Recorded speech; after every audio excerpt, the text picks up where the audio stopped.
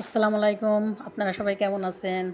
আলহামদুলিল্লাহ আমি খুব ভালোই আছি। আপনাদের একটা আমি রেসিপি দেখাবো, সেটা হলো দেখেন, আমার মা ধুবই পিঠা বানিয়েছিল। পিঠাটা অনেক সুন্দর হয়েছিল। এটা বানানো হয়েছিল, ওটা দেখানো হয়নি, কিন্তু আমি যেভাবে খাই সেটা আপনাদেরকে আমি আজ দেখাবো। দেখেন পিঠাটা, এটা ধুবই পিঠা। এটা আমি দুধ দিয়ে খাই। এটা হালকা চিনি দিয়ে মাখানো হয়েছে। মাখানোর পরে মাঝখানে গুড় দেওয়া হয়েছে। এখানে খেজুরের গুড় দেওয়া হয়েছে। গুড়টা দিয়ে এভাবে বানানো হয়েছে। পিঠাটা খুব সুন্দর হয় খেতে, কিন্তু আমি ওইভাবে খেতে পারি না। আমি দুধ দিয়েই খাই।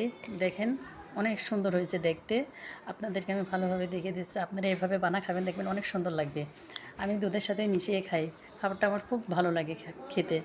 আপনারা এভাবে খেয়ে দেখবেন, আপনারা অনেক সুস্বাদু লাগবে। আপনারা এভাবে খালে গিয়ে বুঝবেন যে এর স্বাদ কেমন হয়। বাই। আজকের মতো এ পর্যন্তই।